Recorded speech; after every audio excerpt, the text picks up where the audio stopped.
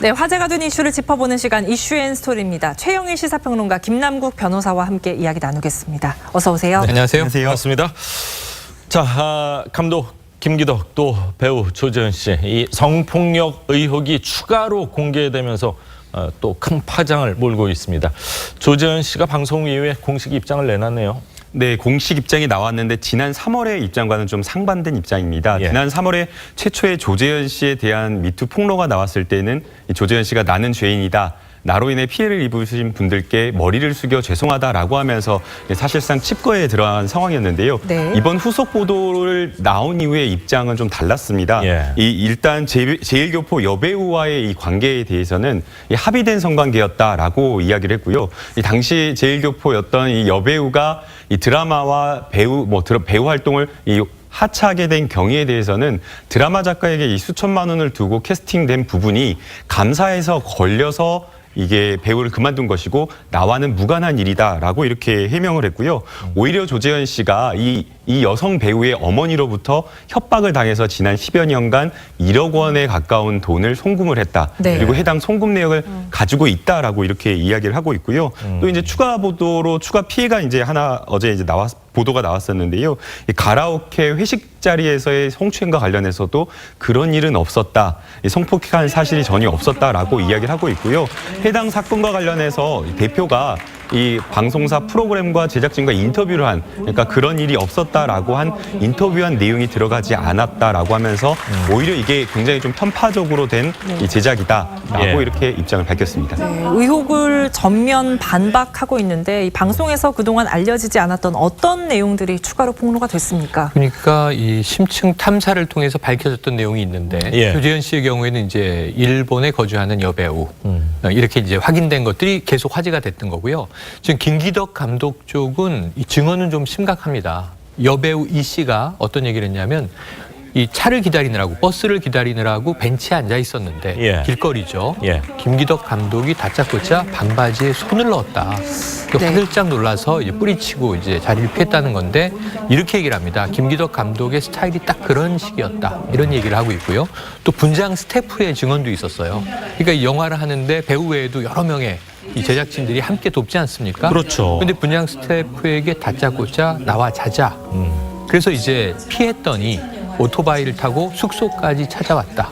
상당히 난감했다. 예. 무서웠겠죠? 이런 이야기들이 나왔고요. 네. 그 조재현 씨의 경우에는 그 이제 일본 여배우와 이제 지난 한 지금 공방 외에 일반인 H씨, 아까 김 변호사가 얘기한 경우인데, 예. 근데 이 화장실에서 어떤 성폭행을 시도했다.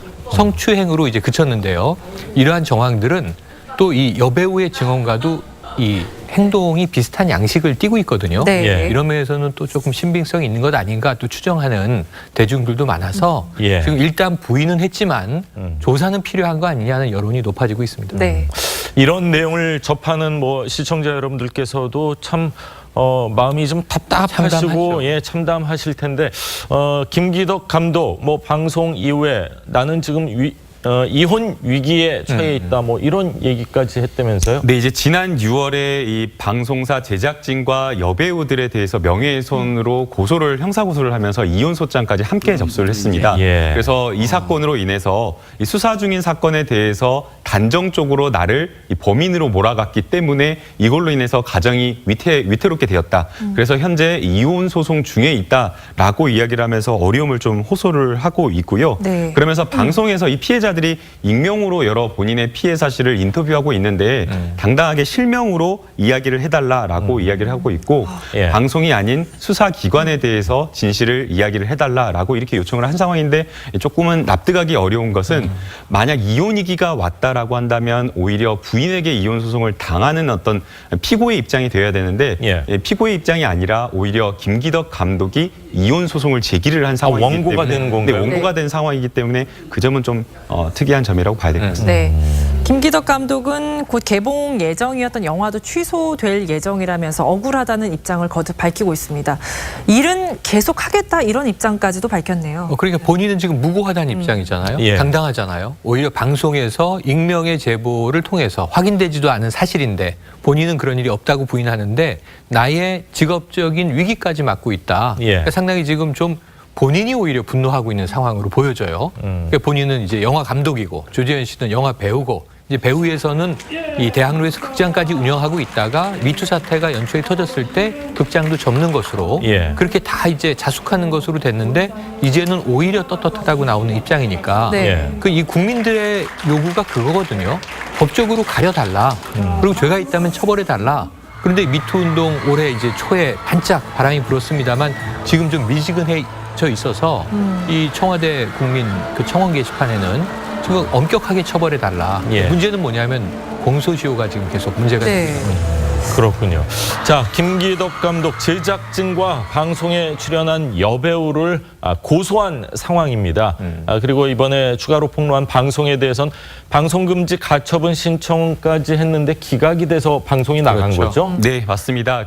이 방송 자체가 너무 편파적이고 단정적으로 몰아가고 있기 때문에 만약 이게 예. 방송이 된다면 이 본인들에게 정말 회복할 수 없는 피해가 입게 된다라고 하면서 법원에 이제 방송을 이제 하지 말아달라라는 이 금지 가처분 신청을 제출을 했는데요. 예. 이 법원에서는 기각을 했습니다. 이 기각을 한 이유는 인터뷰에 나오는 여러 이 여성들이 이야기하는 피해 내용 자체가 허위라고 단정할 수 없다라고 이렇게 봤고요. 네. 그다음에 이제 이 제작진에서 이렇게 2차 보도를 하는 필요성이 굉장히 좀 높게 인정된다. 그리고 해당 내용 자체가 뭔가 이렇게 어떤 모해를 목적으로 하거나 명예를 훼손을 할 목적으로 하는 것이 아니라 예. 이 공공성을 띈 방송으로 충분히 인정할 수 있다라고 이렇게 이야기를 했고요.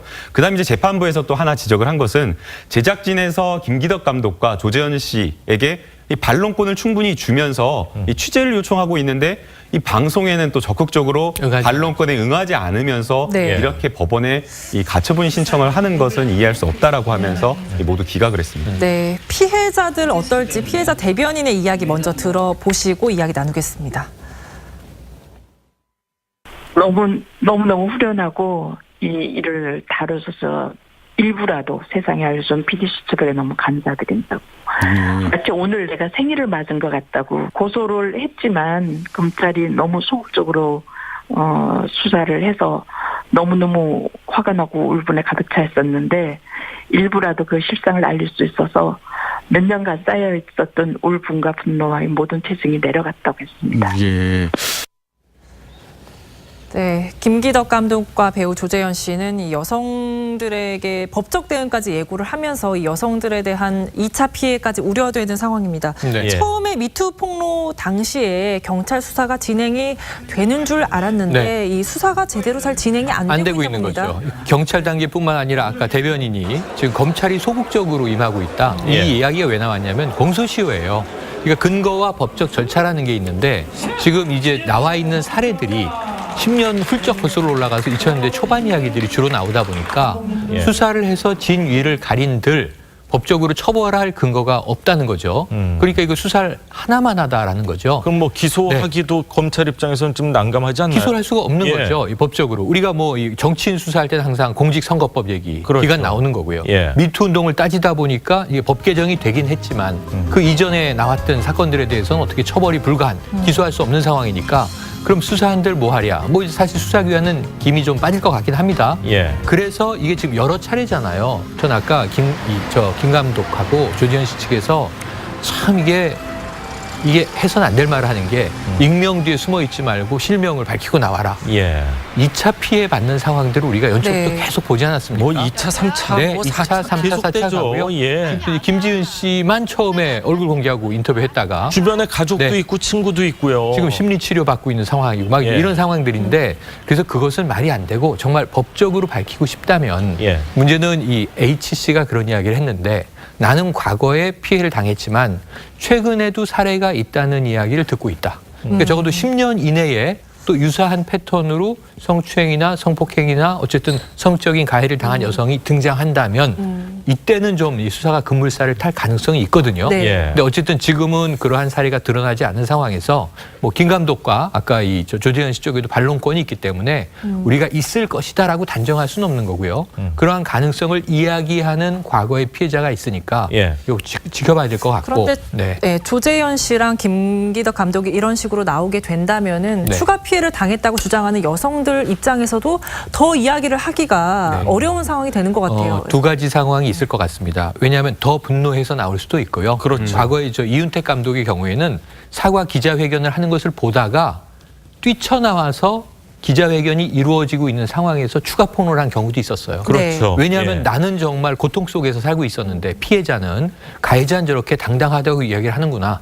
그럼 내가 가만히 있어서 안 되겠다 해서 오히려 지금 이 감독이나 김 감독이나 이제 이 조재현 씨의 이야기에 분노한 만약에 아직까지는 밝히지 않은 피해자가 있다면 오히려 튀어나올 가능성도 있고 또 말씀하신 대로 저렇게까지 부인하는 상황이면 내가 폭로해봐야 2차, 3차 피해만 더 당하고 예. 이게 진실이 밝혀지긴 어렵겠구나 하고 또 숨죽이고 그냥 이제 덮는 그러한 이 피해자가 있을 수도 있고 예. 양쪽의 가능성이 다 있거든요. 네. 아직 확정할 수는 없겠습니다만 어쨌든 있다면 예. 지금 최근의 피해 공소시효 사례까지도 문제도 있으니까요. 드러나는 게 중요해 보입니다. 네. 자, 과연 어떤 방향으로 여론과 또 뭐 법적인 절차들이 진행될지 계속해서 좀 지켜보도록 하겠습니다. 자, 다음은 정말 좀 안타까운 사건 소식 좀 전해드리겠습니다. 충격적이기도 한데 뭐 수술을 한 것도 아니고요.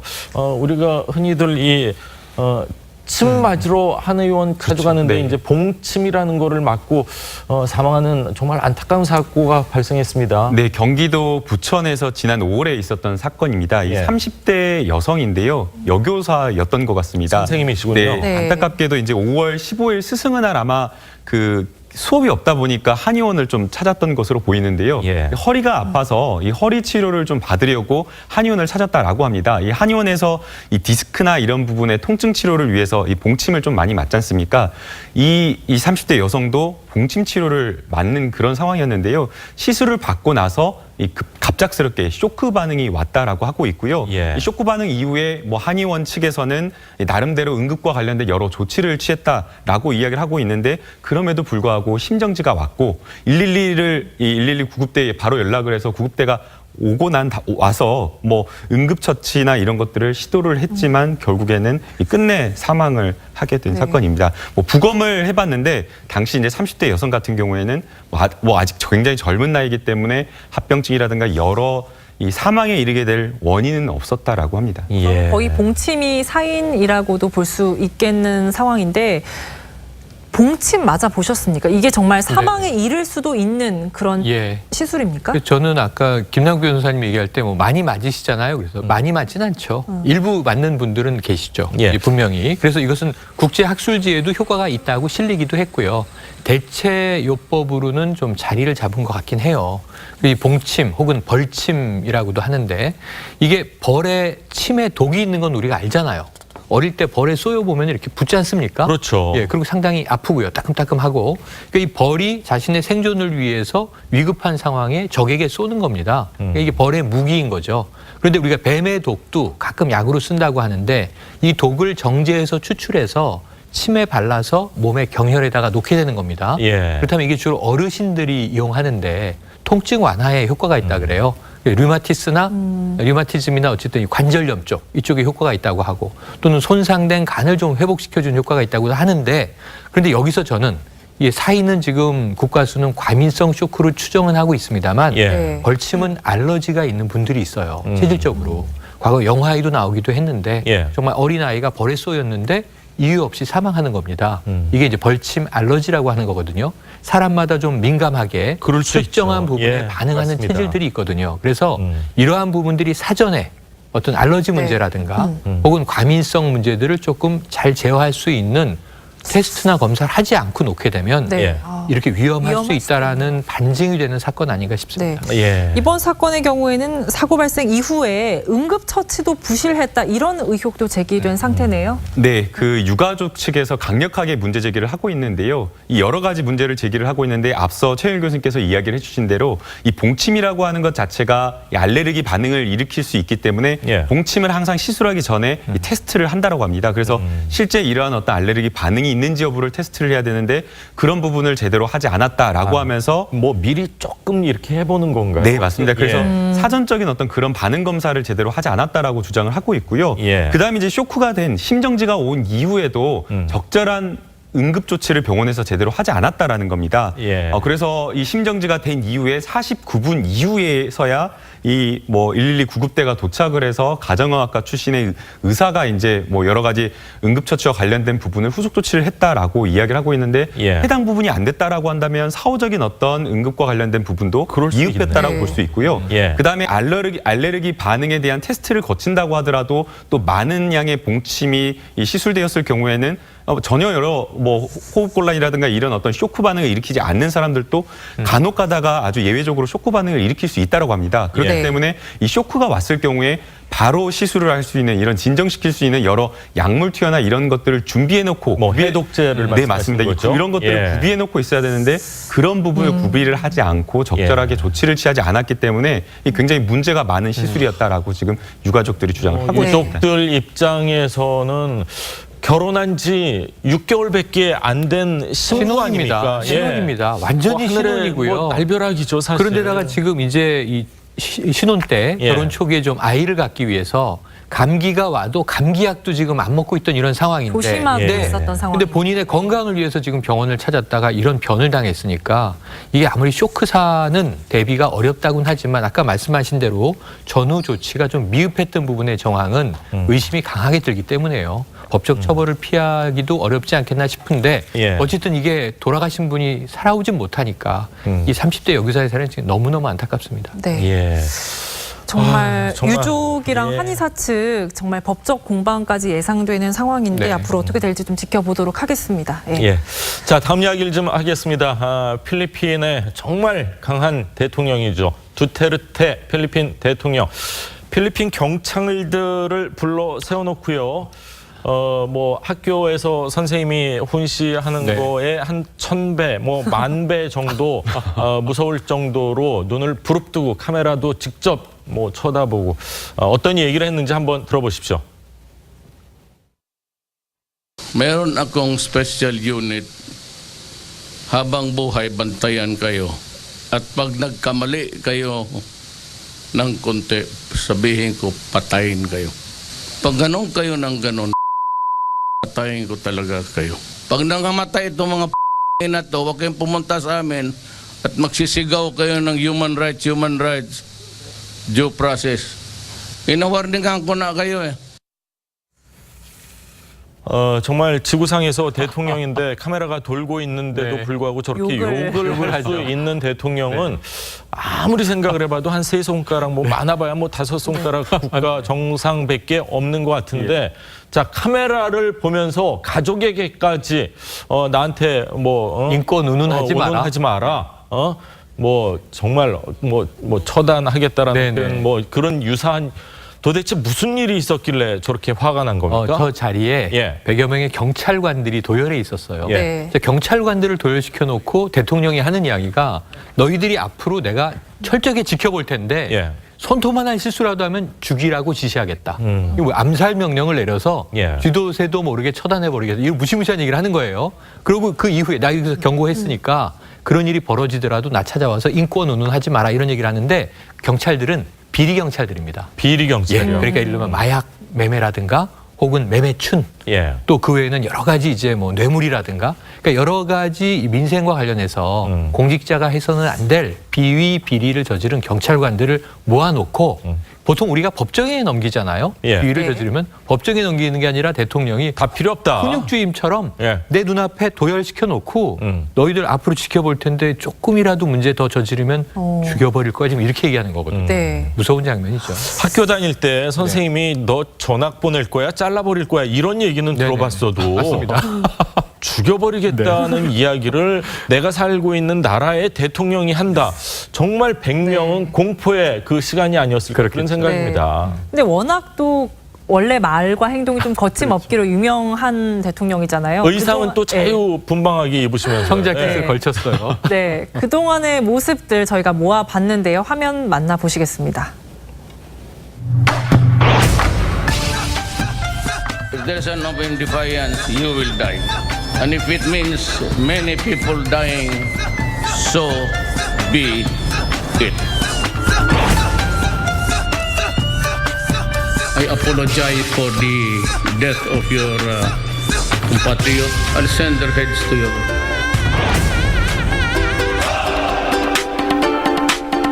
campaign against drug will continue. Maraming mamatay dyan. Plenty will be killed. 말만 거칠게 하는 것 네. 같지만 실질적으로 그 말을 행동에 옮기는 대통령 같습니다. 맞아요. 네, 두테르테 대통령이 2016년에 취임을 하고 나서 이제 제일 네. 먼저 선포를 한 게 나는 아무것도 하지 않겠다. 마약과의 전쟁만을 하겠다라고 하면서 마약과의 전쟁을 선포를 했는데요. 예. 이 경찰을 동원을 해서 이 마약과 관련된 아주 사소한 것이라도 마약과 관련되어 있다라고 하면 적극적으로 체포를 하게끔 했고요. 그 체포 과정에서 마약상이라든지 마약 밀매를 하는 조직이 있었다라고 한다면 즉시 그러니까 재판 없이 즉시 사살할까지 맞아요. 가능하도록 해가지고 예. 실제 사망에 이른 사람이 무려 4,500명이라고 합니다. 4,500명. 네. 그리고 앞서 저희가 이 영상을 본 게 이 경찰관 100여 명을 모아놓고 이렇게 이 경찰관을 협박한 게 예.